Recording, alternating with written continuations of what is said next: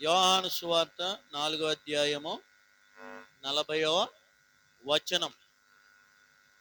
యోహాను సువార్త ప్రతి గ్రంథం కూడా కొన్ని ప్రత్యేకమైన విషయాలు కలిగి ఉంటాయి. యోహాను సువార్త మనం చూస్తే మొదటి అధ్యాయం అంతా యేసుక్రీస్తు వారిని గురించి, ఆయన బాప్తిస్మం పొందడం, ఆయన గురించి బాప్తిస్మం ఇచ్చి యోహాను చెప్పడం రాయబడి ఉంటుంది. రెండో అధ్యాయంలో మనకి చక్కగా వెంటనే గుర్తొచ్చేస్తాయి. రెండో అధ్యాయం అనగానే పెళ్లి విందు, కానా పెళ్లి విందు. మూడో అధ్యాయంలో నికోదేముతో దేవుడు మాట్లాడటం.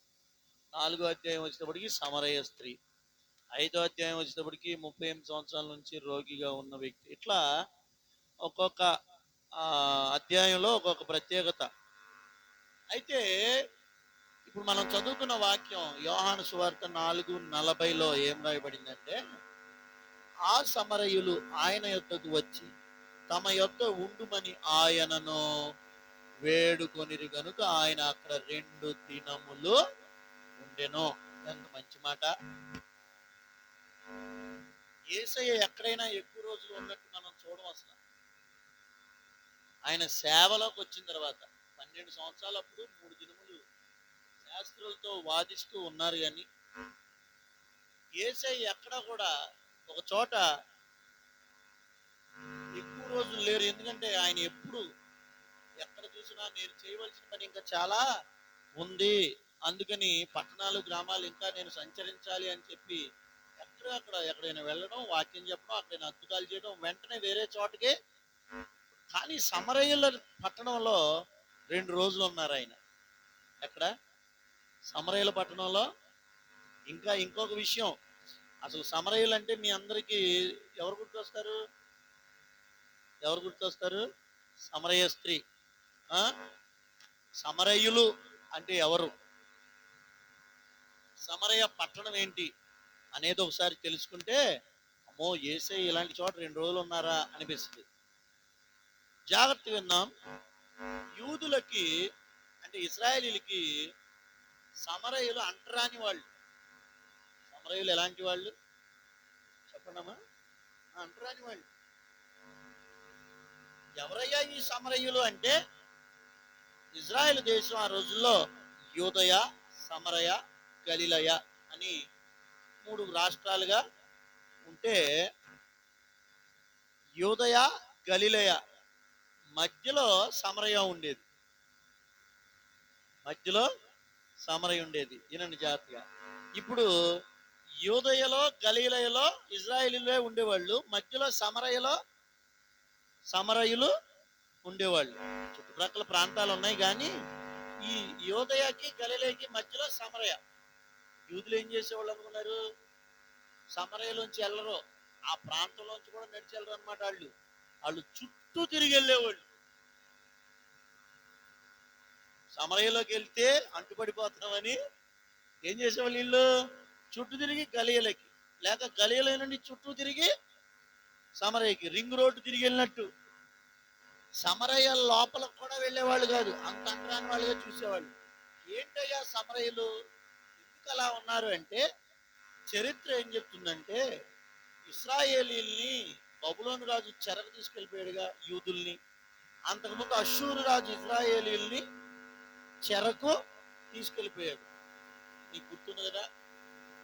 బబులోను రాజు, అష్షూరు రాజులు వచ్చి ఇశ్రాయేలు 10 గోత్రాలని అష్షూరు రాజు చెరకు తీసుకెళ్ళిపోతే, బబులోను రాజు వచ్చి యూదుల 2 గోత్రాల వాళ్ళని ఏం చేశాడు? చెరకు. అంటే ఈ దేశస్తులు వేరే దేశాల్లో, వేరే దేశస్తులు ఈ దేశాల్లో పెట్టేవాళ్ళు. వాళ్ళు ఏదైనా దేశాలు జయిస్తే వాళ్ళు చేసే పని ఎందుకంటే స్థానికంగా వాళ్ళకున్న బలం తగ్గించడం కోసం. చూసారా, ఒకే జాతి వాళ్ళు ఉన్నారనుకోండి ఒక చోట, వాళ్ళు కొన్ని సంవత్సరాలకి ఏమవుతారు? బలం పుంజుకుని తిరగబడతారు. అందుకని ఏం చేసేవాళ్ళు తెలుసా? అక్కడ వాళ్ళని వేరే వేరే వేరే వేరే దేశాల వాళ్ళందరినీ ఈ దేశానికి తీసుకురావటం, ఇక్కడ వాళ్ళని వేరే వేరే వేరే దేశాలకి. అప్పుడు స్థాన బలం ఏమయ్యేది? తగ్గిపోయి, ఇగో మీరు పలానా దేశం వాళ్ళు, మేము పలానా దేశం వాళ్ళం, మేము పలానా దేశం, వీళ్ళు కలిసేవాళ్ళు. అలా ఏ దేశాన్ని జయించినా పెద్ద రాజులు ఏం చేసేవాళ్ళంటే ఈ దేశాల్లోకి వేరే వాళ్ళని తీసుకొచ్చి ఇక్కడ వాళ్ళని వేరే దేశాల్లోకి తీసుకెళ్ళేవాళ్ళు. అలా ఇశ్రాయేలీల పాత పట్టణం, ముఖ్య పట్టణం షోమ్రోను. ఇశ్రాయేలు 10 గోత్రాలకి క్యాపిటల్ ఏంటి చెప్పండి? షోమ్రోను పట్టణం. ఇశ్రాయేలు రాజులు ఆ పట్టణంలో ఉండేవాళ్ళు. యూదా రాజులు యెరూషలేములో ఉండేవాళ్ళు. ఈ ఇశ్రాయేలు ముఖ్య పట్టణమైన షోమ్రోనులో వేరే ప్రజల్ని, వేరే దేశస్తులు తీసుకొచ్చి అక్కడ పెట్టారు. చాలా సంవత్సరాలు గడిచేటప్పటికి ఏమైపోయిందంటే ఈ అన్యజనులను అక్కడున్న ఇజ్రాయేలీలు కలిసిపోయారు. ఏమైపోయారు? సంవత్సరాలు గడిచే కొద్దీ ఏమైపోతాం, మనం కూడా వేరే వేరే ప్రాంతాల నుంచి వచ్చాము ఇక్కడికి. వచ్చిన తర్వాత మెల్లగా వరుసలు కలుపుకుంటాం. అన్నయ్య, వదిన, అక్క, తమ్ముడు, బాబాయ్, పిన్ని, మా అమ్మ, తాతయ్య, కొంతమంది అంకుల్ ఆంటీ అనుకుని పిలుచుకుంటారు. ఏదేమైనా వాళ్ళ పెళ్ళిళ్ళకి మనల్ని, మన పెళ్ళిళ్ళకి చెప్పండి ఇట్లా కలిసిపోతాంగా. మరి అలాంటిది చాలా సంవత్సరాలు, కొంతమంది అయితే 100 సంవత్సరాలు, కొంతమంది 70 సంవత్సరాలు, అంతకంటే ఎక్కువ సంవత్సరాలు అయిపోతుంది. ఇలా అవగా ఏమైందంటే ఇశ్రాయేలు దేవుడికి ఆజ్ఞ ఇచ్చారు. ఏంటంటే మీరు ఎక్కడున్నా మీ పిల్లలకు అన్యులనిచ్చి పెళ్లి చేయకూడదని చెప్పారు. గుర్తుపెట్టుకోవాలి. ఏం చేయకూడదు? అన్యులతో ఏం చేసుకోకూడదు? వివాహము. ఇవాళ దేవుణ్ణి నమ్ముకున్న వాళ్ళు కూడా కులాన్ని చూస్తున్నారు, కానీ మా కులం అయితే చాలా, వాళ్ళు ఏదైనా పర్లేదు అనుకుంటున్నారు. కులం కాదు మనం చూడాల్సింది. కులం మనది కాకపోయినా పర్లా, వాళ్ళు దేవుణ్ణి నమ్ముకున్న వాళ్ళు అయితే చాలు. స్తోత్రం చెప్పండి ఒకసారి. ఏది ఉండాలా? దేవుణ్ణి. అమ్మో మనోళ్ళు తర్వాత మారతారులే అని దేవుణ్ణి నమ్ముకోకపోయినా చేస్తున్నారు. యేసయ్యలో కులం లేదు, అలాగే మతం కూడా. నేను అందుకే అన్నా, మన మతస్థులు అంటలా, యేసయ్యని నమ్ముకున్న వాళ్ళు. ఇప్పుడు వీళ్ళు ఏం చేశారంటే మెల్లగా బాగా కలిసిపోయారు కదా. కలిసిపోయిన తర్వాత ఇట్లాంటి తప్పే పాత నిబంధనలో ఒకళ్ళు చేశారు. ఎవరన్నా గుర్తున్నారా? అన్ని జనులకి పెళ్లికిచ్చి నష్టపోయిన వాళ్ళు ఎవరన్నా తెలుసా మీకు?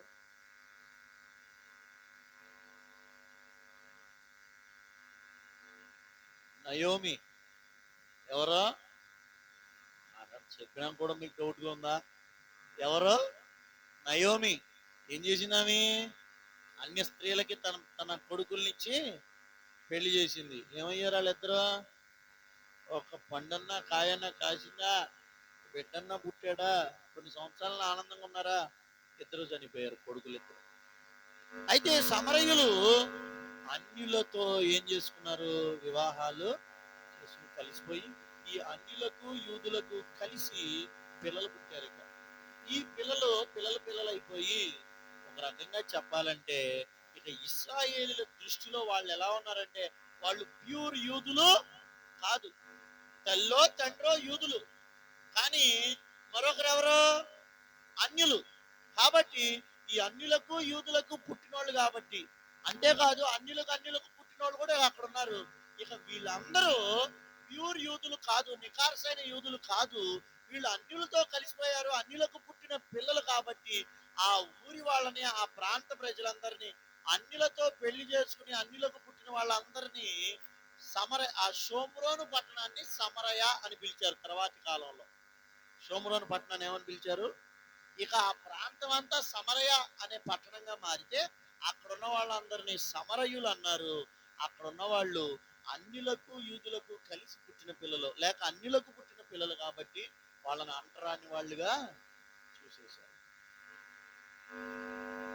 యూదులు? ఇలా సమరయులు అంటరాని వాళ్ళుగా, సమరయుల్ని వాళ్ళతో కలుపుకోకుండా, కనీసం వాళ్ళ గ్రామం గుండా, వాళ్ళ పట్టణం గుండా కూడా వెళ్లకుండా పక్కన పెట్టిన రోజుల్లో యేసయ్య అలా అంటరాని వాళ్ళ దగ్గరికి, అలా త్రోసివేయబడిన వాళ్ళ దగ్గరికి, వెలివేయబడిన వారి దగ్గరికి, తక్కువగా చూడబడుతున్న వాళ్ళ దగ్గర కూడా యూదులు సకల జనుల్ని మేమే గొప్పవాళ్ళం, మిగిలిన ప్రపంచంలో మిగిలిన అన్ని జనులందరూ మాకంటే తక్కువ వాళ్ళు అనుకుంటారు. ఇప్పటికీ అట్లా అనుకుంటారు. అలాంటి యూదా గోత్రంలో పుట్టి ఉండి కూడా యేసయ్య ఆయనకి అలాంటి భేదాలు లేవు. దేవునికి స్తోత్రం. ఈ రోజున ప్రపంచంలో ఎవరినైనా చూడండి, నిన్న మొన్నటి దాకా మీతో స్నేహం చేసి సహవాసం చేసిన వాళ్ళు కూడా వాళ్ళు ఒక 4-5 లక్షలు సంపాదించారంటే మీరు పేదోళ్ళు అంటే మిమ్మల్ని పక్కన పెడతారు. ఛాలెంజ్ చేస్తా, కావాలంటే చూడండి. నీతో నిన్న మొన్నటి దాకా కలిసి ఉన్న వాళ్ళు కూడా పొలం దగ్గర తేడా వచ్చిందంటే నువ్వు బెస్ట్ ఫ్రెండ్ అయినా, నువ్వు ఎంత థిక్ ఫ్రెండ్ అయినా, నువ్వు ఎంత ముఖ్యమైన వ్యక్తి అయినా, పొలం దగ్గర తేడా వస్తే నిన్ను పక్కన పెట్టడానికి ఎవ్వరు వెనకడుగు వేయరు. లోకం తీరది. వాళ్ళ క్యాస్ట్ మీదే నడుస్తుంది. అయితే డబ్బు ఉండాలి, లేకపోతే వాళ్ళ కులమైనా చెప్పండి అయి ఉండాలి. ఇంకా చాలా ఉన్నాయి. అధికారం ఉండాలి నీకు, ఏ పొలిటికల్ పవరో ఏదో ఒక సమాజంలో ఒక స్థితిలో ఉంటే నావాడు అని కలుపుకుంటారు. లేకపోతే ఏముంది, లోకం ఏదో ఒక కారణాన్ని బట్టి మనుషులను వెలివేస్తుంది, కానీ వెలివేయబడిన వారిని చేరదీశారు యేసయ్య. స్తోత్రం చెబుదామా? రెండు చెల్లెగడిగా స్తోత్రం చెబుదాం. ఎంత ఉన్నత కులంలో పుట్టిన వాళ్ళైనా, ఎంత డబ్బున్న వాళ్ళైనా, భర్త లేకపోతే ఆ స్త్రీకి ఏం లేదు ఇవాళ. చెప్పండి, విలువ శుభకార్యాల్లో అన్నిటికీ ముందుకు రానివ్వరు. మొన్న మన చిన్నిని పెళ్లి కూతురు చేస్తూ మన ఇంటి దగ్గర మనం కొంతమందిని పిలిచాం. మన చుట్టుపక్కల వాళ్ళందరినీ కూడా పిలిచి, అమ్మ మీరు కూడా వచ్చి ఆశీర్వదించండి అంటే, అప్పుడు కొంతమంది భర్తలు లేని వాళ్ళు, మేము రాములయ్యా, మేము రాకూడదు వాళ్ళే. అంటే సమాజము కొన్ని కండిషన్స్ బట్టి కొంతమందిని తక్కువ చేసేసింది. భర్త లేకపోతే అమ్మ కాదా? భర్త ఉంటేనే అమ్మని పిలుస్తారా, లేకపోతే అమ్మ అవదా అని? మన దేశ ప్రధానమంత్రిగా చేసింది మా ఐరన్ లేడీ అనమాట. అని 17 సంవత్సరాలు ఇండియాని పరిపాలించింది ఒక స్త్రీ. The first lady prime minister of India ఎవరో చెప్పండి? ఇందిరాగాంధీ.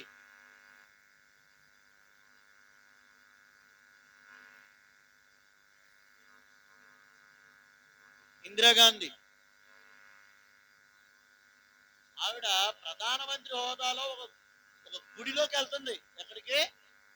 గుడిలోకి వెళ్తుంటే ఆ ఊరోళ్ళు, అక్కడ ధర్మకర్తలు, అక్కడ పూజారులు అడ్డుకున్నారు. లోపలికి రావద్దన్నారు. ఎవరిని? దేశ ప్రధానమంత్రిని ఒక గుడిలోకి రానివ్వాల.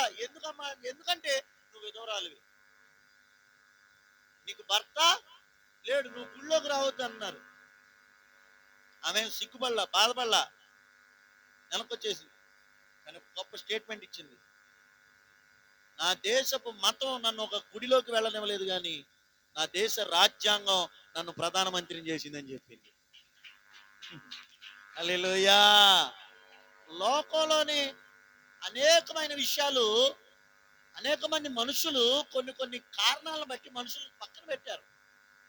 వీళ్ళు భర్త లేనోళ్ళు, వీళ్ళు తండ్రి లేనోళ్ళు, వీళ్ళు ఫలానా కులమోళ్ళు, వీళ్ళు డబ్బు లేనోళ్ళు, వీళ్ళు అధికారం లేనోళ్ళు, వీళ్ళు అంగుబలము లేని వాళ్ళు, వీళ్ళు చదువు లేనోళ్ళు, లేకపోతే వీళ్ళు అందం లేనోళ్ళు, ఏదో ఒకటి పెట్టి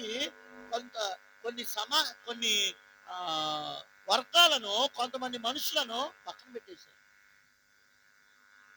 అక్కడికి ప్రధానమంత్రి వివక్షకు గురైందంటే, మన దేశంలో రామ్నాథ్ కోవింద్, ద్రౌపది ముర్ము, వీళ్ళిద్దరూ మన దేశానికి రాష్ట్రపతులు. రామ్నాథ్ కోవింద్ గారు ముందు, తర్వాత ద్రౌపది ముర్ము. వాళ్ళిద్దరిని కొన్ని గుడుల్లోకి రానివ్వలేదు తెలుసా?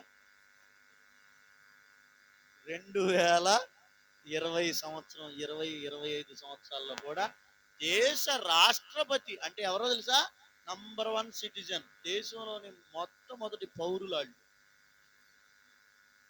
అలాంటి వ్యక్తిని కూడా కొన్ని ఆలయాల్లోకి రానివ్వలా.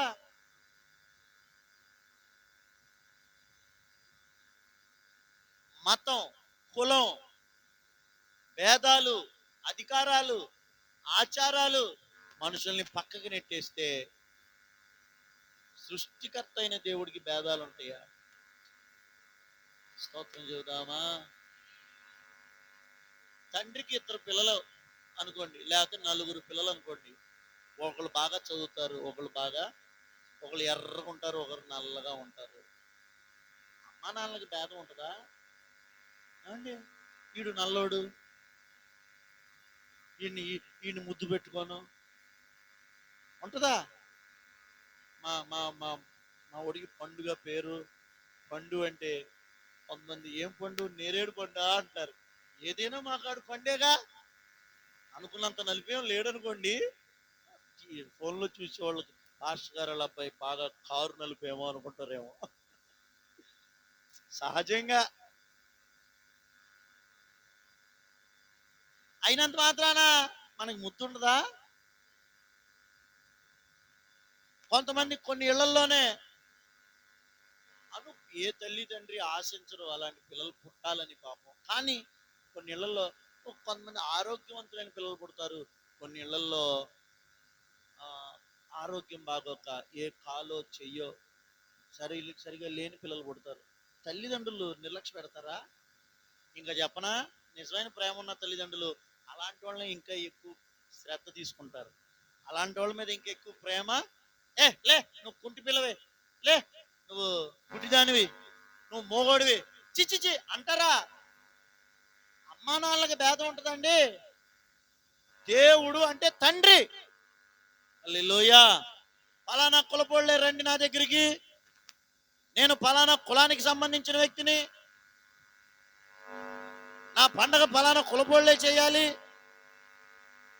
పలానా మతస్థులే ఎట్లా చేయాలి, పలానా ఒక ఊరోళ్లే చేయాలి, ఒక వర్గం వాళ్ళే నా దగ్గరికి రావాలి అన్నవాళ్ళు అమ్మా నాన్న ఎట్టవుతారు? అందుకే వాక్యంలో రాయబడింది, యేసుక్రీస్తు అందరికీ ప్రభువు. స్తోత్రం. హల్లెలూయా. యెహోవా అందరికీ ఉపకారి. ప్రార్థన ఆలకించువాడా, సర్వ శరీరులు నీ యొద్దకు వచ్చెదరు. ఆ కులం, ఈ కులం, ఆ దేశం, ఈ దేశం, రంగు, వర్ణం, వర్గం భేదాలు లేవు యేసయ్య దగ్గర. అన్ని మతస్థులు, అన్ని కులస్థులు, అన్ని దేశస్థులు, అన్ని వర్గాల వాళ్ళు అందరూ యేసయ్య దగ్గర వస్తున్నారు. కారణం ఏంటంటే ఆయన తండ్రికి భేదం లేదు.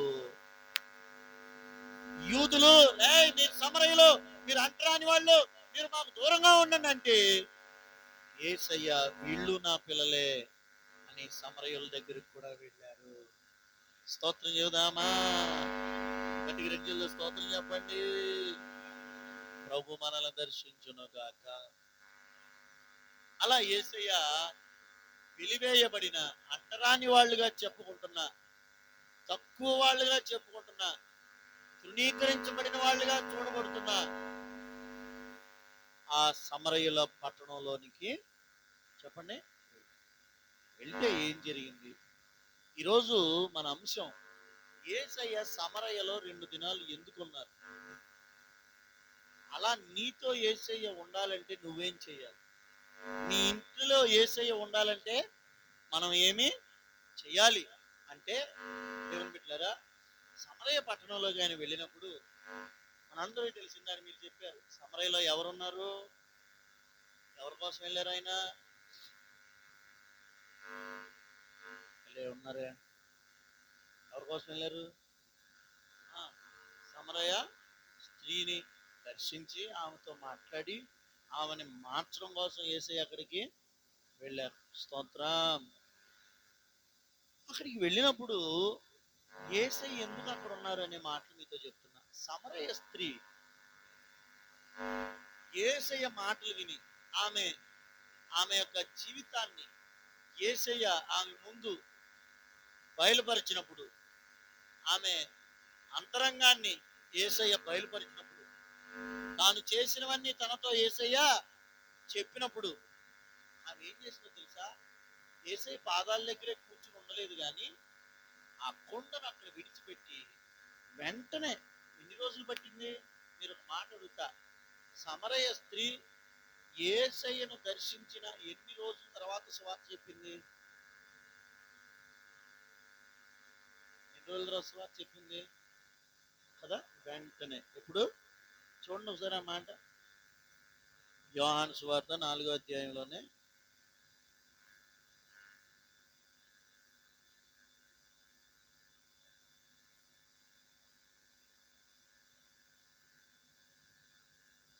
28వ వచనం.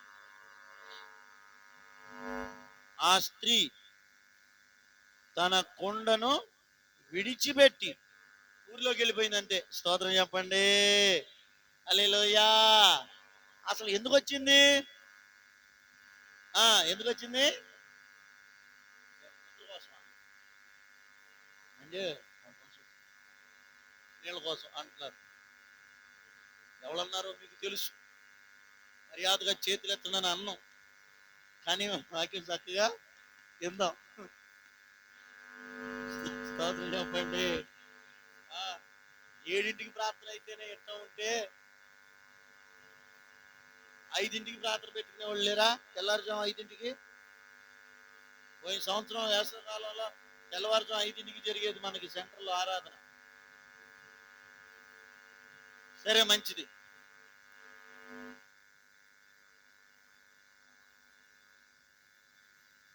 అందరూ సరే స్తోత్రం చెప్పండి. జాగ్రత్త విన్నామా? దేనికోసం వచ్చిందామె? నీళ్ళ కోసం వచ్చింది.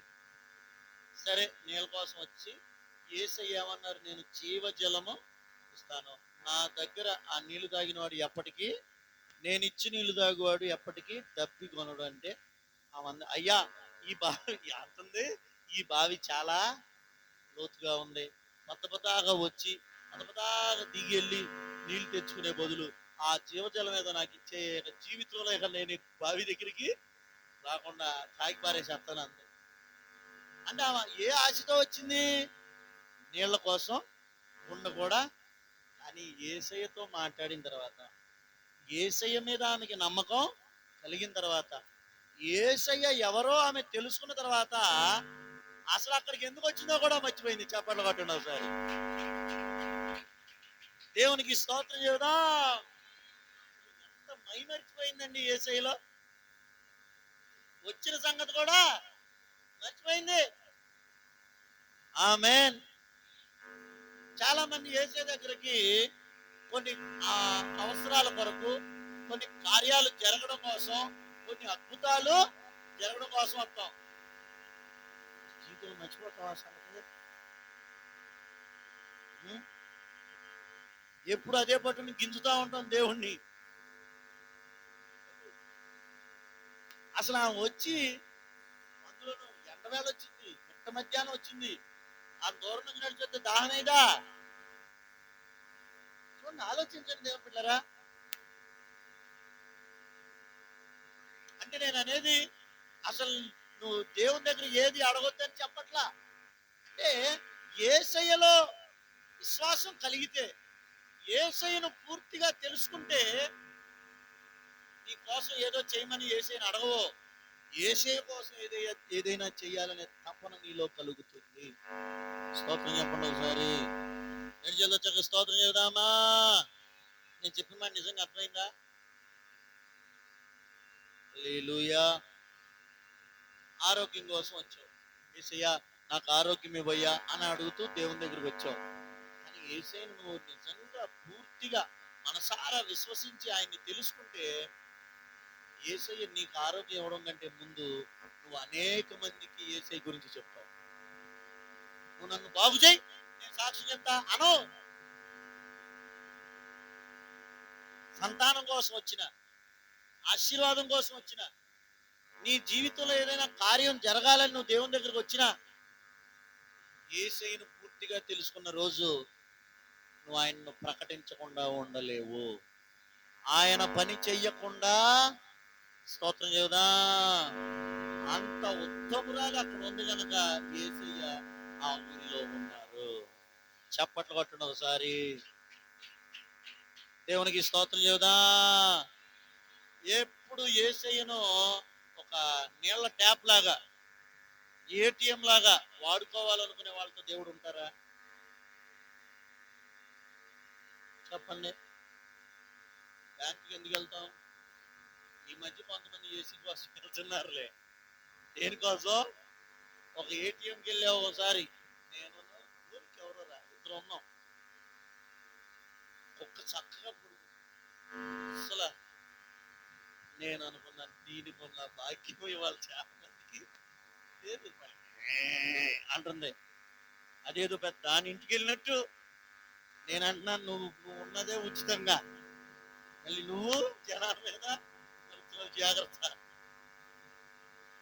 దానికి అర్థమైపోయినా మన బాధ ఏదో దానికి చెప్పుకుంటాం. అది ఏసీలో పడుకుని మళ్ళీ అక్కడికి వెళ్ళిన వాళ్ళని ఏటీఎంకైనా బ్యాంకుకైనా ఎందుకు వెళ్తాం? అవసరం ఉంటే. హాస్పిటల్కి ఎందుకు వెళ్తాం? చెప్పండి. హాస్పిటల్లో పనిచేసేవాళ్ళు కాకుండా మామూలు వాళ్ళు ఎందుకు వెళ్తారు? ఏదన్నా బాగోకపోతేనే. అవసరం ఉన్నంత వరకే. యేసయ్యని వాళ్ళు చాలా మంది అలా చూస్తున్నారు. ఏమండి? యేసయ్యని వాళ్ళు చాలా మంది అలా చూస్తున్నారు. మనకేమన్నా అవసరం ఉందా? ప్రార్థన చేసుకుందాం. మనకేమన్నా అవసరం ఉందా? ప్రార్థన పెట్టుకుందాం. మనకేమన్నా అవసరం ఉందా? ప్రార్థనకి వెళ్దాం, యేసయ్యా అని పిలుద్దాం. మరి అవసరం లేకపోతే? సమరయ స్త్రీ ఆమె ఎంత ఉన్నతమైన అనుభవానికి వచ్చేసింది. ఎన్ని రోజులు పట్టింది? ఎన్ని రోజులు పట్టింది అసలు? ఏమన్నా యేసయ్య ఒక 10 రోజులు ప్రతిరోజు ఆమె దగ్గరికి వచ్చి మాట్లాడి ప్రతిరోజు ఆమె మీద చెయ్యేసి మారతావా? మారవా? మారు మనసు పొందుతావా? పొందవా? ఇప్పటికైనా ప్రభా ఇంక పట్టిన దెయ్యం వదిలిచ్చని 100 రోజులు చెయ్యాలా? నేను అనుకుంటా ఆ సంభాషణ మహాయికి ఒక గంట లోపే. అవునా కదా? యేసయ్య ఆమె మాట్లాడుకున్నది ఒక గంట లోపు. కానీ బైబిల్ గ్రంథంలో అపోస్తలులు శిష్యులు కాకుండా ఎవరో చేయలేనంత పని చేసేసింది ఒక్క రోజులో. హల్లెలూయా. ప్రియ తల్లి, తండ్రి, నువ్వు దేవుని కోసం పనిచేసే వ్యక్తివైతే యేసయ్య నీతోనే ఉంటారు. ఆమేనండి. సంఘము పనిచేసే సంఘంగా ఉండాలి. ఆమేన్. విశ్వాసులు పనిచేసే విశ్వాసులుగా ఉండాలి. దేవుని పని చేయాలి మనం. అసలు ఆమె వచ్చే సంగతే మర్చిపోయిందండి. ఆమె ఏ పని మీద వచ్చిందో ఆ పని వదిలేసి యేసయ్య యేసయ్య. అసలు ఆ మాట కొండను అక్కడ విడిచిపెట్టింది అన్న మాట ఎందుకు రాయబడింది? ఆమె కొండని ఇంటికి కూడా తీసుకెళ్ళా. మన ఇంటికి తీసుకెళ్ళి యేసయ్య ఎక్కడో నీళ్ళ కోసం వచ్చేది, ఇంత దూరం ఎండలో నడిచి వచ్చా, లోతుకి వెళ్ళి తోడుకోవాలి, నీళ్లు పోసుకున్నా, నీళ్లు పట్టుకున్నా, ఎంత ప్రయాస వేస్ట్ అయిపోద్ది. ఈ కొండ ఇంట్లో పెట్టుకుని వెళ్తాను అందా పోనీ. చూడండి, యేసయ్య దగ్గర నీ సొంత కార్యాల కంటే, నీ సొంత అవసరాల కంటే దేవుని పనిని ఎక్కువగా చూసే వ్యక్తివైతే యేసయ్య నీ ఇంట్లోనే ఉంటారు. అర్థమైతే చప్పట్లు కొట్టండి ఒకసారి. దేవునికి స్తోత్రం చెబుదామా? హల్లెలూయా. సర్లే, ముందు మన పనవని తర్వాత దేవుడి పని చూద్దాం అనుకునే వాళ్ళు ఎక్కువైపోయారు. అందుకే వాళ్ళతో ఉండట్ల ప్రభు. వచ్చిన పని మర్చిపోయింది, తన సొంత పని మర్చిపోయింది, తన దాహం మర్చిపోయింది, తన అవసరత. ముందు యేసయ్యని ప్రకటించాలి. ఇంత గొప్ప దేవుణ్ణి ప్రకటించడం ఎట్లా ఉండగలను? ఇంత రక్షకుణ్ణి, ఇంత ప్రేమ కలిగిన దేవుణ్ణి, అన్నీ తెలిసిన ఇంత గొప్ప దేవుణ్ణి, ఇంత మహాజ్ఞానిని, ఇంత సాత్వికుణ్ణి, ఇంత పరిశుద్ధులైన దేవుణ్ణి ప్రకటించకుండా ఎలా ఉండగలను అనుకుంది. వెళ్ళిపోయిందంటే, నేను చేసినవన్నీ నాతో చెప్పిన వానిని మీరు చూడటానికి రండి. దేవునికి స్తోత్రం. ఎడిజల్లో చక్కగా స్తోత్రం చెబుదామా? మీ ఇంటిలో అలా దేవుని పని చేసేవాళ్ళు ఎంతమంది? నేను అంటాను, అలా దేవుని పని చేసేవాళ్ళైతే, దేవుని మందిరంలో అలా పరిచర్య చేసేవాళ్ళైతే దేవుని సంఘంలో అలా పనిచేసే వాళ్ళైతే, మరి ప్రత్యేకంగా దేవుని స్వార్థ కోసం ప్రయాసపడే వాళ్ళే అయితే మీ ఇంట్లో యేసయ్య ఉండిపోతారు. ఇంకా అనుమానము లేనే లేదు. మరి పని చేసే వ్యక్తివేనా? బాగా పని చేస్తున్నాయి. ఉదయం 5ంటికి లేచి లేదా 6ంటికి లేచి పొద్దున్నే 2, 3 కూరలు వండేసి కొంతమంది వెళ్ళేది. అది చెప్పండి, మాట్లాడతలా బాగా ఇంటి పని బాగా చేస్తారు, వీళ్ళు బాగా శుభ్రం చేస్తారు. కొంతమంది ఉంటారు అది స్తోత్రం చెప్పండి, ఎప్పుడు వెళ్ళిపోతాడని చూస్తారు భర్త. ఆయన వెళ్ళాక మళ్ళీ రెండోకి చేస్తారు. అది నిద్ర. అనవసరంగా ఎందుకు? ఆయన వెళ్ళిన తర్వాత మళ్ళీ పడుకోవాలిగా. అనవసరంగా మొహం కడుక్కుంటూ ఎందుకని కనీసం మొహం కూడా అదే పాసిపోతుంది బాయ్ అని వెళ్ళంగానే ఇడిచిన బట్టలు ఇట్టే ఉంటాయి, ఉతికిన బట్టలు ఇక్కడే ఉంటాయి. అప్పుడప్పుడు ఆ ఉతికిన బట్టలు మళ్ళీ ఉతుకుతానికి వేస్తారు, ఇడిచిన బట్టలు మడత పెట్టి లోపల. మీరు ఎప్పుడైనా చూసారా? ఎవరికైనా వెళ్తే లేదా ఎప్పుడైనా నీళ్ళలో ఎప్పుడైనా అనిపించిందా? నాకు అర్థం కాని ఒక మర్మం ఏంటంటే, బట్టలు అసలు కుర్చీల్లో ఎందుకు ఉంటాయి? వాక్యం చెప్పబోయా మాసాలు ఎందుకు అనుకుంటారా? అలమారాలు లేవా? బీరువాలు లేవా? బయట దండాలు లేవా? ఎక్కడుంటాయి? కుర్చీలు సరిపోట్లా బట్టలు వేయడానికి. 4 కుర్చీలు కొని ఇంకా అంటావు ఇంట్లో ఎందుకు? బట్టలు వేసుకుంటానుక. ఓకే, వర్షాకాలం అంటే ఇంట్లో అట్లాంటి టైంలో కూడా వచ్చి రూల్స్ మాట్లాడితే తప్పది. మామూలుగా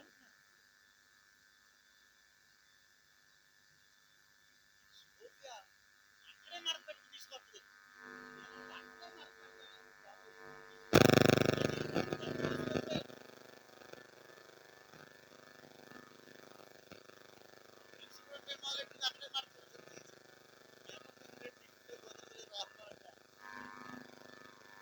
చాలా ఇళ్లలో అసలు పని చేయమని తిట్టే భర్తలు ఉంటారేమో.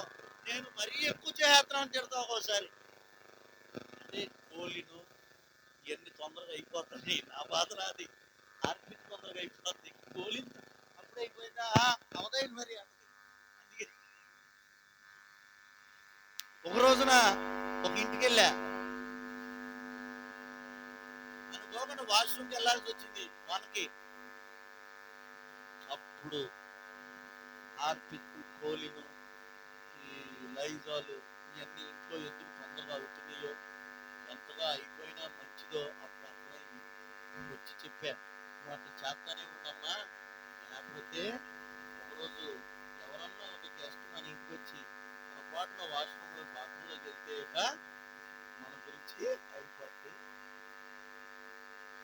ఉన్నంతలో పాస్టర్ గారి ఇంటికి వెళ్ళాను. పాస్టర్ గారి ఇంటికి వెళ్ళాను, వాళ్ళకి బాత్రూమ్ లేదు. ఒక రాత్రి అక్కడ ఉండవలసి వచ్చింది. వాళ్ళకి బాత్రూమ్ కట్టలేదు, రేకులండి, పైన కప్పు లేదు, రేకులు మాత్రమే చుట్టూ ఉన్నాయి. కానీ ఎంత శుభ్రంగా ఉందో. రేకులే 4 రేకులు నిలబెట్టి అక్కడ వాష్రూమ్ కట్టుకున్నారు. అంటే నేను అనేది పని, ఇంటి పని కూడా చాలా బాగా చేసుకోవాలి. అయితే ఒక మాట, యేసయ్య పని చేసేవాళ్ళు ఎంతమంది? స్తోత్రం. నీవే కావాలయ్యా నాతో పాడు కావాలయ్యా అనాలి. కాకపోతే పాట కరెక్ట్ కాదు. ఎంత బాగా పాడినా యేసయ్య పని చేయకపోతే యేసయ్య నీతో ఉంటారా? స్తోత్రం చెప్పండి. 2 చేతులతో చక్కగా స్తోత్రం చెబుదామా? యవన పిల్లలారా, మీరు దేవుని పని చేయకుండా నీతో యేసయ్య ఉంటారా?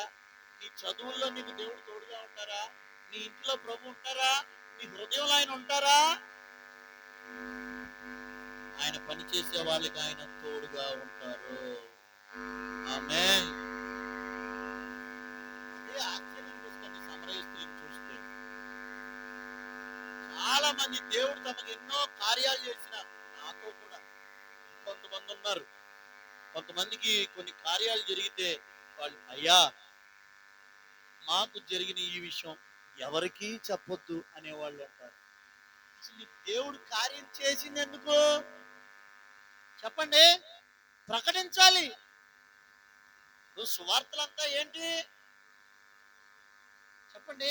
ఆయన చేసిన కార్యాలన్నీ, రక్తస్రావ రోగం కలిగిన స్త్రీ, ఆమె వైపు నుంచి ఆమెకు న్యాయమే అది. ఒక గుడ్డితనమో, చెవిటితనమో, మోగతనమో, ఒక కాళ్ళు చెయ్యి అవిడుంటేనో, పక్షవాతం ఉంటేనో, దెయ్యం పోగొడితేనో చెప్పుకోవచ్చు 10 మందికి, అద్భుతం. రక్తస్రావం కదా, స్త్రీల సమస్య కదా, ఇది నేనేం చెప్పుకుంటాను అనుకుని ఆమె వైపు నుంచి అది కరెక్టే, అందుకని రహస్యంగా వచ్చి స్వస్థత పొంది వెళ్ళిపోదాం అనుకుంది. ఏం చేశారు? నన్ను ఎవరో ముట్టుకున్నారు. తెలీదు ఆయనకి, తెలుసు. ఆయన కావాలంటే నువ్వే పలానా రోగి అని కూడా చెప్పగలరు.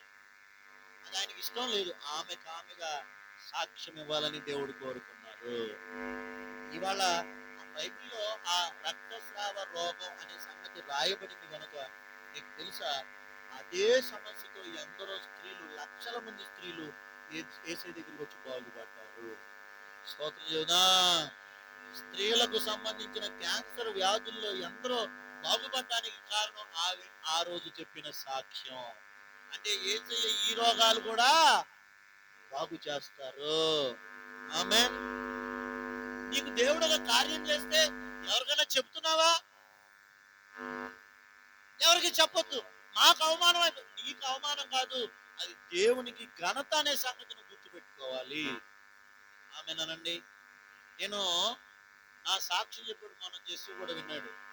చెప్పేటప్పుడు నా జీవితంలో అనేకమైన విషయాలు చెప్తాను. ఎందుకంటే నాలాంటి వాళ్ళు కూడా ఎవరైనా ఉంటారేమో, లేక నాలాంటి పిల్లలతో ఇబ్బంది పడుతున్న తల్లిదండ్రులు ఉంటారేమో, వాళ్ళకి దేవుని యందు విశ్వాసము కలుగుతుందని చెప్తా. నా యవ్వన కాలంలో నేను ఎలా బ్రతికానో అలాంటి పరిస్థితులను కూడా దేవుడు మారుస్తారు అని కొందరికి విశ్వాసం కలగాలి. అమ్మో అది చెప్తే నాకు అవమానం, అది చెప్తే నన్ను చిన్నగా చూస్తారు అనుకుంటే ఎలా? ఇప్పుడు నేను ఆ స్థితిలో లేనుగా. నన్ను మార్చిన యేసయ్యను నేను ప్రకటిస్తాను. స్తోత్రం చెబుదామా. నీకు వ్యాధి తగ్గింది, ఎంతమందికి చెప్పుకుంటావు? నీకు దేవుడు ఒక సమస్యను తీర్చారు, నీకు దేవుడు ఒక అద్భుతము చేశారు, ఎంతమందికి ప్రకటించావు? ఇంత మేలు చేసిన దేవునికి ఎంత పని చేస్తున్నావు? హల్లెలూయా. ప్రభు మనల్ని దర్శించును గాక. దేవుని పని చేసే ఒక ఉత్తమురాలు, శ్రేష్టమైన వ్యక్తి అక్కడ ఉంది గనక ఆ ఊరిలో యేసయ్య ఆ ఊరిలో ఉన్నారు. ఉండవాలా? సమరయ స్త్రీని బట్టి ఆ ఊరిలోనే యేసయ్య ఉండిపోతే నిన్ను బట్టి మీ ఇంట్లో ఉండరా యేసయ్య? ఆమేన్. పాస్టర్ గారు నాకు దేవుడి పని చేయాలనే ఉంది కానీ నాకు ఇవాళ ఖాళీ లేదండి. పాస్టర్ గారు నాకు దేవుడి పని చేయాలని ఉంది కానీ నేను చేయలేనండి. ఏంటంటే నేను మరంట ఓ రోజున ఒక మంచి రైటర్ ఉన్నాడు. ఒక మంచి రైటర్, రచయిత. ఆయన మంచి కథ రాస్తున్న టైంలో కరెంటు పోయిందంట. కరెంటు పోతే ఆ సరుగు అల్లం, అదే టేబుల్ సరుగు, ఇప్పుడు ఇంగ్లీష్ ఏమంటారు మన అంత గుర్తులేదు కానీ రాయ్, అది తీసి దాన్ని తీసి క్యాండిల్ ఉన్నాయంట, ఒక 4-5 క్యాండిల్ తీసి వెలిగించిపోతున్నాయంట. క్యాండిల్ అంటే నన్ను వెలిగించిపోతా, నాకు మట్టు పుట్టేస్తుంది, కాలిపోతాను నేను అంటుందంట. ఒక క్యాండిల్ ఏమంటుంది? నేను కాలిపోతా, నాకు మట్టు పుట్టుతాను. కాదు, నేను కథ రాయాలి, నువ్వు కథ మాత్రం బాగా రాయాలి, నంబర్ 1 కథ రాయాలి, అందుకని నేను వెలిగిస్తాను, నన్ను మట్టిపోద్దా అంటున్నాను. ఏమైపోద్దంట? ఇది మంట పుట్టిందంట, కాలిపోద్దంట. ఇంకొక కొవ్వొత్తి తీసి వెలిగిస్తే నువ్వు కథ బాగా రాయాలని ఆశగా ఉంది, కానీ నీకు వెలిగించేటప్పుడు నేను కరిగిపోతానుగా. ఒకటేమో నువ్వు కాలుతానని భయం వేస్తుంది, దానికి మంట సురుకు పుట్టిందని భయం వేస్తుందంట. ఇంకో క్యాండిల్కి ఏమో చెప్పండి ఏమైపోతుందంట, అది కరిగిపోతాడు. ఇంకో క్యాండిల్ తీసాడంట, అదంటదంట మంచి కథ రాయాలని ఉంది నీకు, నాకు వెలుగు ఇవ్వాలని. ఆ ముందు రెండు ఎందుకు వెలిగించలా నువ్వు? ఏంటి ముందు రెండింటిని తీసేవుగా, ఆ రెండింటిని ఎందుకు? అందుకు నేను ఎలగలంటుంది. అసలు ఇవన్నీ వేస్ట్ అని పక్కన పెట్టేస్తే లోపల నుంచి ఇంకో పొగొత్తు మాట్లాడిందంట. నన్ను తీసి వెలిగించి నువ్వు చేయాల్సిన పని చేసుకో అంటున్నాడు. ఎప్పుడు ఆ అక్క ఎందుకు చేయట్లే పని? నేనే చెయ్యాలా? ఈ మూడో పొగొత్తు. వాళ్ళు ఎందుకు చేయలా? నేను చేయను. కొంతమంది యేసయ్యా అసలు మా సంఘం కామర్లోనే, కామర్ ఏంటి అసలు ప్రపంచంలోనే పెద్ద సంఘం అయిపోవాలి, నేను మట్టికి పని చేయను. మా పాస్టర్ గారు బాగా వాడబడాలి, నేను ఒక్క విషయంలో కూడా సహకారం. మళ్ళీ పట్టుకుంటారండి కొంతమంది. నాకు ఖాళీ, నాకు ఒత్తిడి ఎక్కువ, నేను చాలా బిజీ, నాకు కుదరదు, నేను చేయలేను, కానీ సేవ బాగా జరగాలి. సమరీ స్త్రీ అలాంటిది కాదు. దేవుని పని జరగాలి, నేను దేవుని కోసం ప్రయాసపడాలి, నేను నా యేసయ్యను ఊరంతా ప్రకటించాలి. ప్రభుకి స్తోత్రం చేద్దామా? ప్రకటింతునయ్యా ప్రతి చోట నీదు సువార్త, యేసయ్యా ప్రతి చోట నీదు సువార్త. మళ్ళీ పాడదాం. నీ ప్రేమ వార్త, తర్వాత నీదు సువార్త. ప్రకటింతునయ్యా ప్రతి చోట నీ ప్రేమ వార్త, యేసయ్యా ప్రతి చోట నీదు సువార్త, యేసయ్యా ప్రతి చోట నీదు సువార్త. రారండి జనులారా, రారండి, నేను చేసినవన్నీ నాతో చెప్పిన వాణిని చూశానయ్యా, నేను చేసినవన్నీ నాతో చెప్పిన వాణిని చూశానయ్యా. అతడే యేసయ్యా, ఆయనే మెస్సయ్యా, అతడే యేసయ్యా, ఆయనే మెస్సయ్యా. ప్రకటింతునయ్యా ప్రతి చోట నీ ప్రేమ వార్త, యేసయ్యా ప్రతి చోట నీదు సువార్త, యేసయ్యా ప్రతి చోట నీదు సువార్త. హల్లెలూయా, హల్లెలూయా. పాస్టర్ గారు ఒక్కడే సువార్త చెప్పుకునేవాడైతే, పాస్టర్ గారు ఒక్కడే పని చేసుకునేవాడైతే, పాస్టర్ గారి తర్వాత సంఘంలోకి పని జరగదు. సేవకుడు లేని రోజుకి సంఘంలో ఏం జరగదు చెప్పండి? కానీ అలాంటి రోజులు ఏనాడు చెప్పండి రాకూడదు. సంఘంలో స్వార్థ చెప్పేవాళ్ళు తయారవ్వాలి, సంఘంలో పాటలు పాడేవాళ్ళు ఉండాలి, సంఘంలో ఆరాధన చేసేవాళ్ళు చెప్పాలా ఉండాలి. హల్లెలూయా. నిన్న సాయంత్రం నుంచి నాకు చాలా బలహీనంగా ఉంది. నేను రాత్రి కూర్చుని కూడా వాక్యం చెప్పలేకపోయా చర్చిలో. నేను అక్కడైతే నాన్న ఉన్నారు, నాన్న ఇవాళ నేను నాకు బాగోలేదు చెప్పండి నాన్న అంటే వాక్యం చెప్పారు. మరి కాలనీలో కలర్డీ లాంటి చోట్లలో మరో చోట పరిచర్య వస్తే నేను కాకపోతే ఇప్పుడు నాన్నో అమ్మో సోఫియానో ఉన్నారు, అందరూ అన్ని చోట్లకి వెళ్ళలేరు. ఒక గంటన్నర బండి మీద ప్రయాణం చేసి వెళ్ళి ఎక్కడైనా వాక్యం చెప్పి రావాలంటే పరిస్థితి ఏంటి? సంఘంలో వాక్యం చెప్పేవాళ్ళు తయారవ్వాలి. ఆమేన్. సంఘంలో ఆరాధనలు చేసేవాళ్ళు తయారవ్వాలి. అసలు సంఘంలో సేవ డైరెక్ట్ గా పాస్టర్ గారి లాగా అన్ని విషయాల్లో సేవ చేసేవాళ్ళు, సేవకులు, విశ్వాసులు, పని చేసేవాళ్ళు, పరిచర్య చేసేవాళ్ళు, అన్ని రకాలుగా ఏ పని అప్పచెప్పినా అన్నిటినీ నమ్మకంగా సమర్థవంతంగా నిర్వర్తించగలిగే అందరూ సామర్థ్యం కలిగిన వాళ్ళు తయారవ్వాలి. దేవునికి స్తోత్రం. పని చేసేవాళ్ళు కావాలి. సంఘము పని చేసే సంఘంగా ఉండాలి. ఎలాంటి సంఘంగా ఉండాలి? నేను మిమ్మల్ని చాలా అభినందించాను. మామూలుగా అన్ని రోజుల్లో అభినందించడం కంటే అవసరం, సందర్భం వచ్చింది కనుక. కొన్ని సంవత్సరాల క్రితం ఇక్కడ అమ్మవాళ్ళు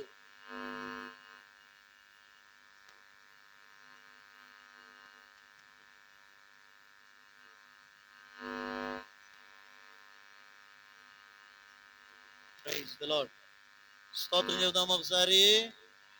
నేను తలగడి దీవిలో సేవ చేస్తున్న రోజుల్లో అమ్మవాళ్ళు ఇక్కడ చేస్తూ ఉండేవాళ్ళు. పెప్సీ బాంటి వాళ్ళు ఏ పనైనా బాధ్యతగా చేసేవాళ్ళు. తర్వాత కొంచెం గ్యాప్ వచ్చింది, పనులు నేనే చూసుకోవాల్సి వచ్చేది. షామ్యానైనా నేనే తేవాల్సి వచ్చేది, పళ్ళలైనా నేనే తేవాల్సి వచ్చేది, వంట సామాన్లు కూరగాయలు నేనే తేవాల్సి వచ్చేది. ఒక్కోసారి నేను సోఫియా కొంతమంది విశ్వాసం పెట్టి చేయాల్సి వచ్చేది. కానీ ఏసురత్నం అనే కుటుంబం, ఏసు అనే కుటుంబం, నాగార్జున బ్రదర్ కుటుంబం, రాంబాబు అన్నయ్య వాళ్ళు ముందు నుంచి ఉన్నారు.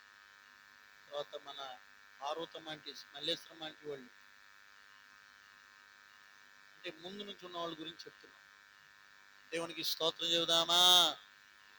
ఉన్నయ్య అంకులు, ఆయన మర్చిపోతే ఎట్లా ఇలాంటి సందర్భాల్లో. ఇక ఎలాంటి రోజులు వచ్చినాయి అంటే, నాన్న మన యవన పిల్లలు, మీ పిల్లలు మీ పెద్దోళ్ళు అయ్యాక చందు వాళ్ళు, జాన్సాంటి వాళ్ళు నాకు ఫోన్ చేసి, అన్నయ్య షామియానా బల్లలో చైర్లు అన్ని తెచ్చేసాం, ఎక్కడయ్యాలో చెప్పన్నయ్య అని చేసే రోజులు వచ్చినాయి. స్తోత్రం చెప్పండి. నేను వచ్చి ఇలా చేద్దాం అంటే చేసేసి, వంట అయ్యా ఏం చేద్దాం వంటలో, పలానా పలానా, ఓకే. కూరగాయలు తీసుకురావటం, ఎచ్చాలు తీసుకురావటం, ఆఖరికి ఆ డబ్బులు కలెక్ట్ చేసుకుని వంటలు వడ్డించుకుని శుభ్రం చేసేసి అంతవరకు వాళ్ళ సంఘాన్ని దేవుడు నడిపించారు. దేవునికి ఒకసారి చప్పట్లు కొడదాం గట్టిగా. హల్లెలూయా. ఇంత మంచి మనసు, బాధ్యత కలిగిన మనసు దేవుడు మీలో కలిగించినందుకు దేవునికి మహిమ కలుగును గాక. దేవుడు మిమ్మల్ని ఆశీర్వదించును గాక. హల్లెలూయా. నా ప్రియమైన దేవుని బిడ్డలారా, సంఘం ఎలాంటి సంఘంగా ఉండాలి చెప్పండి? పని చేసే సంఘం. ఓకే, ఈ పనులు చేస్తున్నాం, మనం ఇంకా చేయాల్సిన పనులు ఏంటో తెలుసా? ఆరాధనలు నడిపించాలి. ఏం చేయాలా?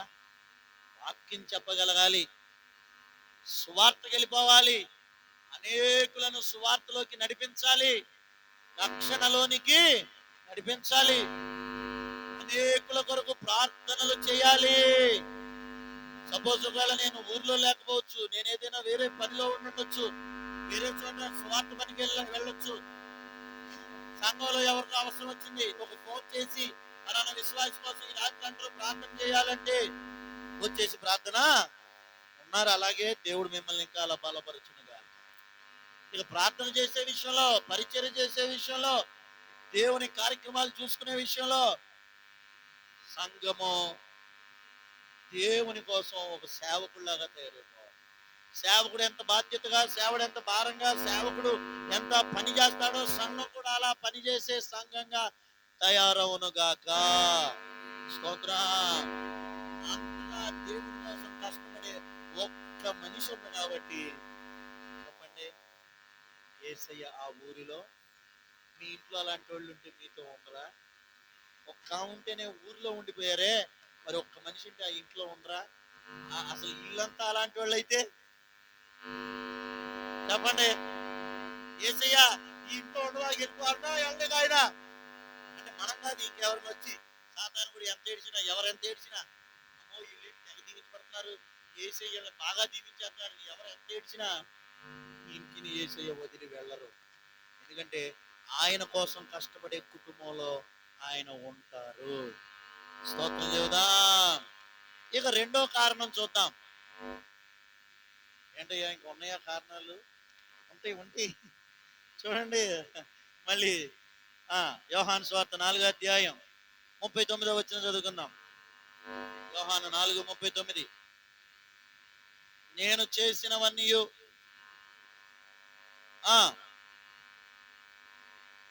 నేను చేసినవన్నీ నాతో చెప్పానని సాక్ష్యం ఇచ్చిన స్త్రీ యొక్క మాటను బట్టి ఆ ఊరిలోని సమరయులలో అనేకులు ఆయన యందు విశ్వాసం ఉంచారు.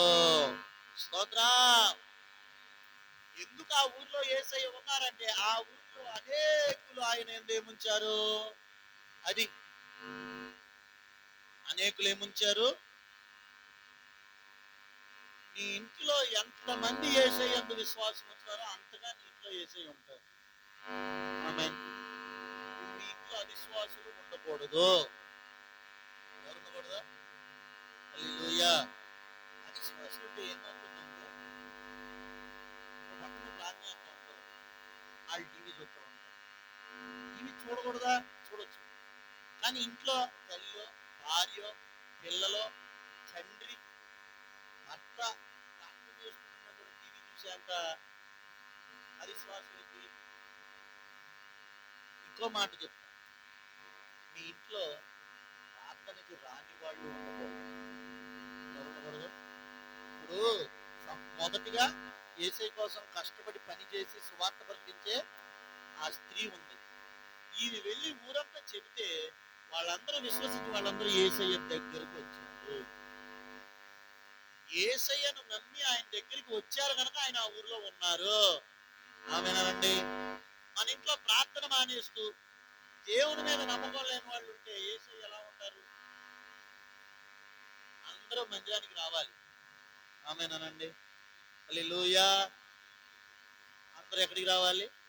యేసయ్య దగ్గరికి రావాలి. అందరూ యేసయ్య మీద విశ్వాసము, అప్పుడు మీ ఇంట్లో ఉంటారు యేసయ్య. ఆ ఊరిలో అనేకులు ఆయన యందు విశ్వాసం ఉంచారు.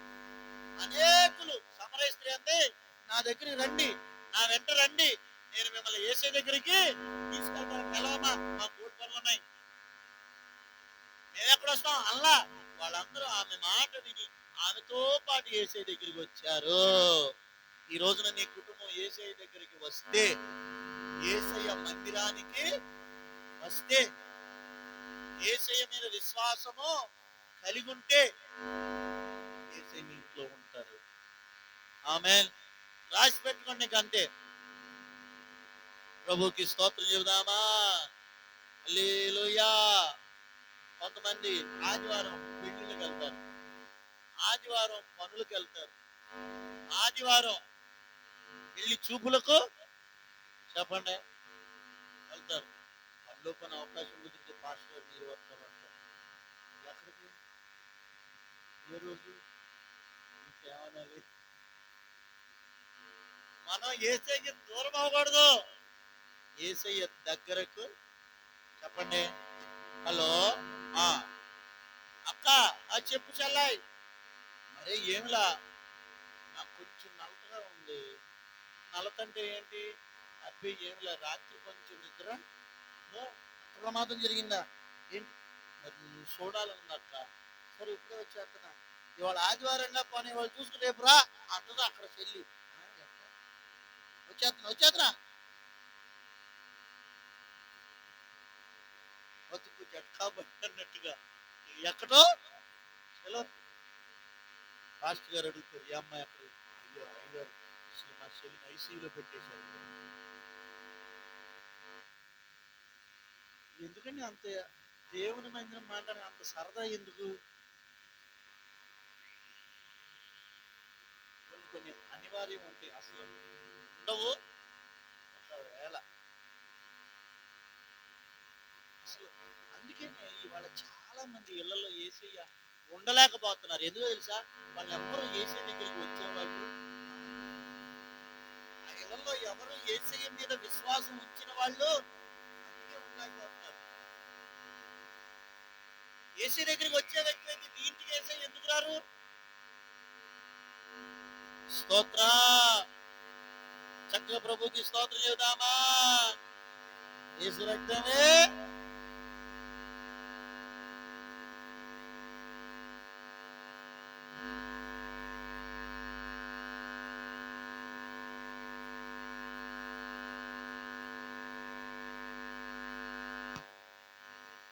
మనశ్శాంతి లేదు, డిప్రెషన్ లో ఉన్నాను.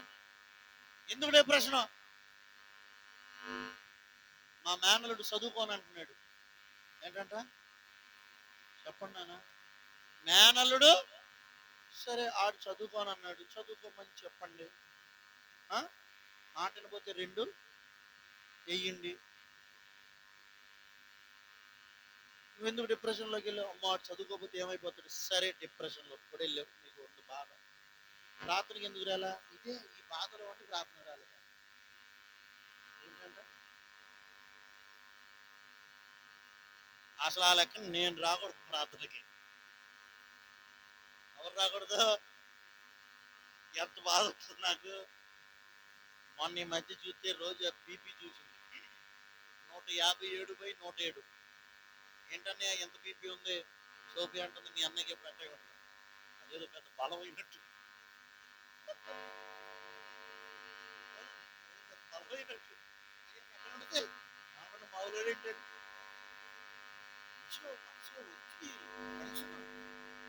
పరిశుద్ధాత్మ పొందుకుని దేవుని సేవలో ఉండి దేవుని మీద ఆధారపడుతున్నాను కాబట్టి సంతోషంగా అయ్యి వెళ్తున్నాను. మీకు తెలుసా, నా స్టేటస్ చూసి కొంతమంది కుళ్ళిపోతున్నారు. ఆ సంగతి కూడా నాకు తెలుస్తుంది. చాలా దారుణంగా ఉంటుంది కొంచెం ఒకసారి. మళ్ళీ నాకు చెప్పేవాళ్ళు కూడా ఉన్నారు, వాళ్ళని బట్టి దేవుడు వాళ్ళని మార్చుకున్నారు. చెప్పడం ఎందుకు?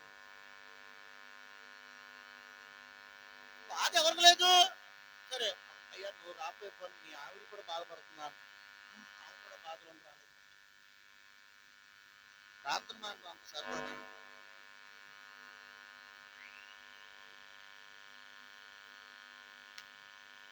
ప్రియమైన దేవుని బిడ్డ నువ్వు గ్రహించుకో.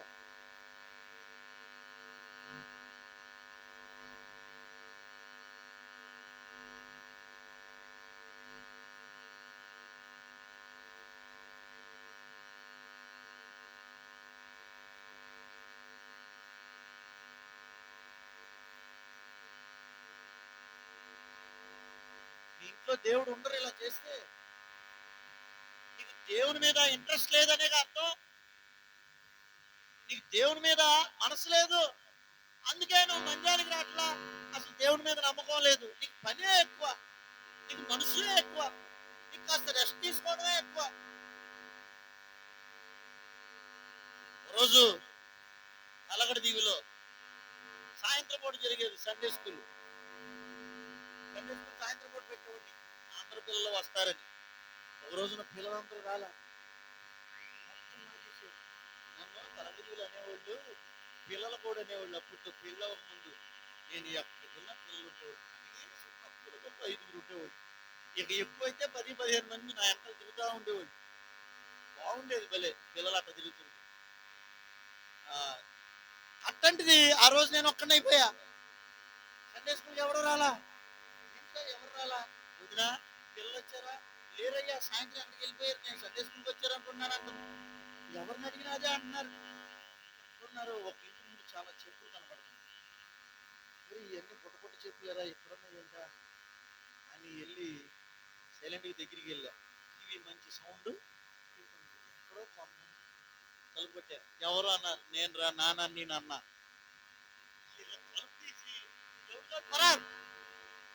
మనం మంచాలుగా దూరేసారు. ఏంటంటే కాంచన సినిమా వచ్చింది. ఆ కాంచన సినిమా కోసం సండే స్కూల్ లేపేసారు వాళ్ళు. ఆ రోజు ప్లాన్ వేస్తున్నారని వీళ్ళందరూ ఉంటారుగా, అప్రూవల్ గా మారిపోతారుగా, మధ్యలో అన్ని ఒప్పేసుకుంటారుగా కొంతమంది.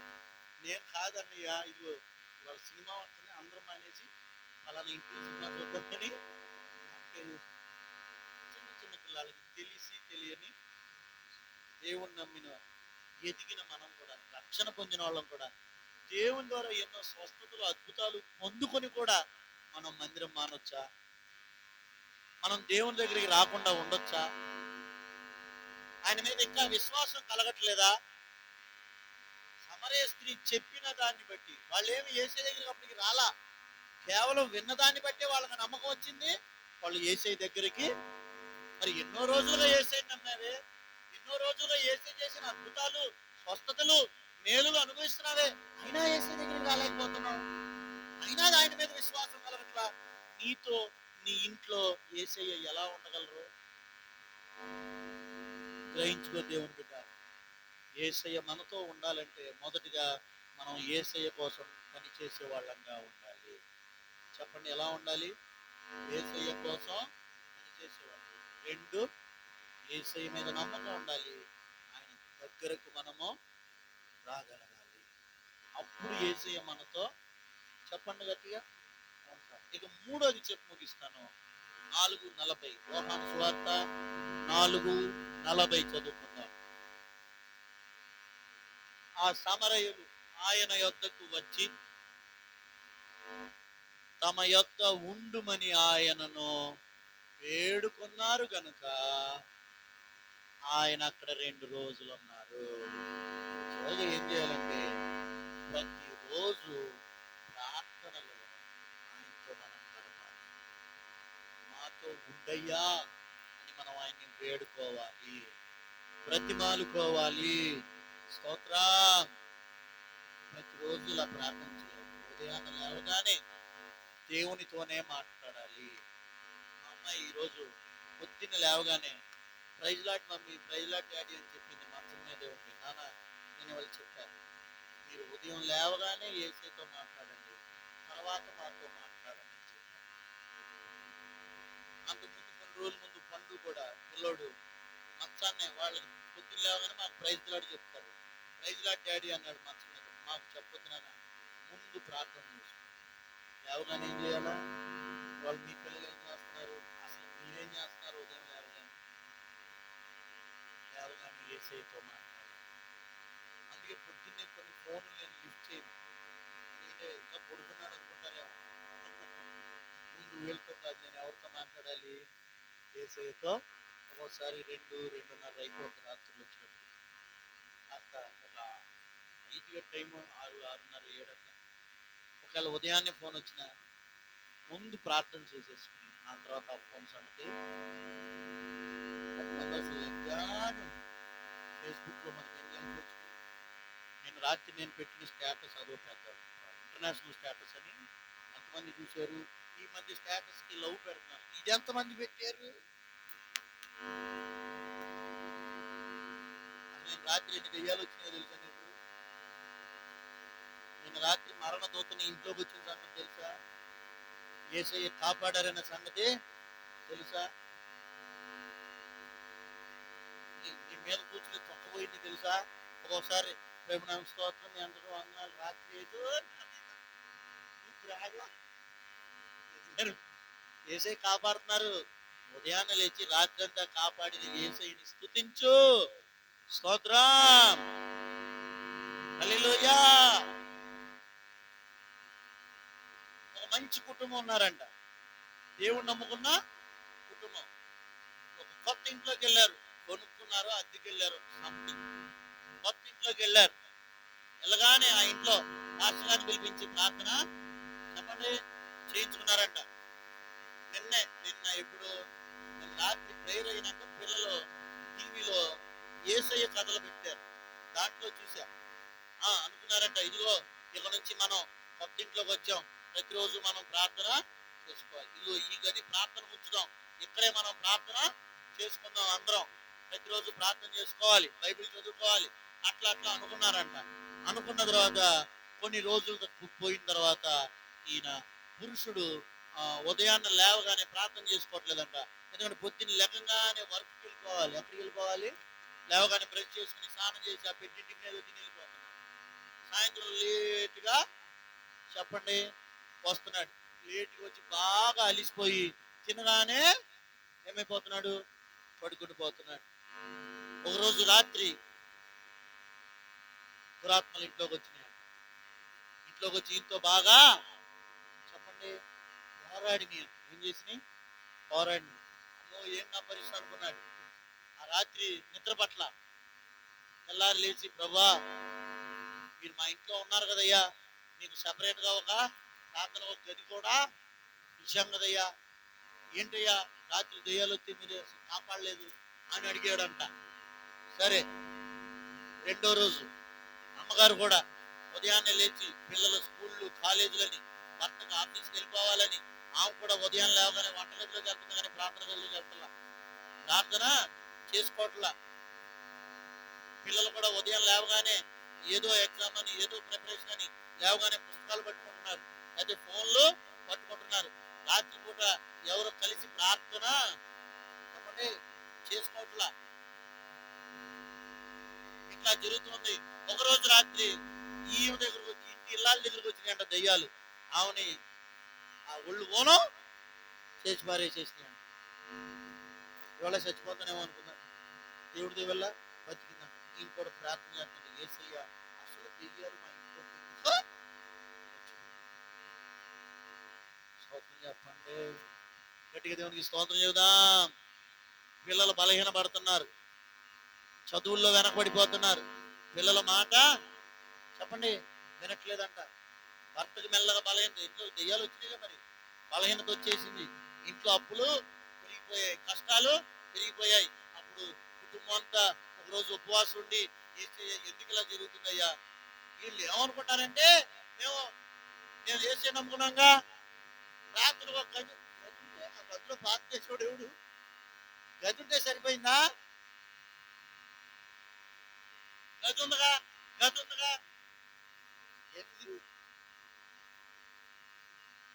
మెల్లమెల్లగా వీళ్ళకి పనులు ఎక్కువైపోయి, ఆ చదువు ఎక్కువైపోయి, కాలేజీలు స్కూళ్ళు ఎక్కువైపోయి, ప్రయాణాలు ఎక్కువైపోయి, ఆదివారాలు కూడా మందిరాలు మానేసే పరిస్థితి, లేటుగా వెళ్ళిపోయే పరిస్థితి అయిపోయింది. ఇలా ఇలా అవగా ఇంట్లో కష్టాలు పెరిగిపోతే ఆ రోజు ఉపవాసం ప్రార్థన చేసుకుని దేవుణ్ణి అడుగుతున్నారు. ఆ రాత్రి దేవుడు ఆ ఇంటి యజమానుని దర్శించారు. స్తోత్రం చెబుదామా, హల్లెలూయా. ప్రతిరోజు యేసయ్య ఆ ఇంట్లో ఉన్నారు, కానీ వీళ్ళు మెల్లగా యేసయ్యతో మాట్లాడటం తగ్గించేశారు. ఏం తగ్గించారు అంటే ఏం తగ్గించారు, ప్రార్థన యేసయ్య మాటలు వినడం తగ్గించారంట. అంటే వాక్యం తగ్గిపోయింది. వీళ్ళు మందిరానికి వెళ్లకుండా ఆదివారం వేరే వేరే చోట్లకు వెళ్లతో దేవుడు చూపించారు. ఒక రోజున ఈ నలుగురు ఉండగా యేసయ్య ఆ ఇంట్లోంచి బయటికి వెళ్తుంటే వీళ్ళెవరూ మాట్లాడలేదు. ఏంటి యేసయ్య వెళ్ళిపోతున్నావని వీళ్ళెవరో, ఇదంతా దర్శనంలో, అయ్యా మా ముందు యేసయ్య ఎప్పుడు వెళ్ళాడు అనుకోకూడదు. మనం చేసే పనులను బట్టి యేసయ్య వెళ్ళిపోతారనే సంగతి మనకు అర్థం కావాలి. అది అర్థమవని రోజు ఆయన వెళ్ళిపోతున్నా సరే వీళ్ళందరూ కూర్చుని వాళ్ళ పనులాళ్ళు పని చేసుకుంటుంది, ఈయన పని చేసుకుంటున్నాడు, వాళ్ళు ఫోన్ చూసుకుంటున్నారు, టీవీలు చూసుకుంటున్నారు, కొడుకుని ఉంటున్నారు. కానీ యేసు ఇంట్లోకి వెళ్ళిపోతుంది ఎవరో, యేసయ్య అలా వెళ్ళిపోయారు. ఎవరు వచ్చారు, అపవాది ఇంట్లోకి. అది జరిగింది, అర్థమైంది వాళ్ళకి. ఓహో, యేసయ్య మనల్ని వదిలి ఎందుకు వెళ్ళిపోయారు, మనం ఆయనతో మాట్లాడాలి, మనం ఆయనకి ప్రార్థన, ఆయన మందిరానికి మనం ఆయన్ని బ్రతిమాలుకోవడం. ఇక్కడ సమరయులు ఏం చేశారు, మాతో ఉండమని వేడుకున్నారు.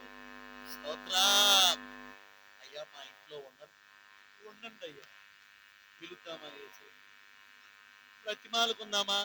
స్తోత్రం.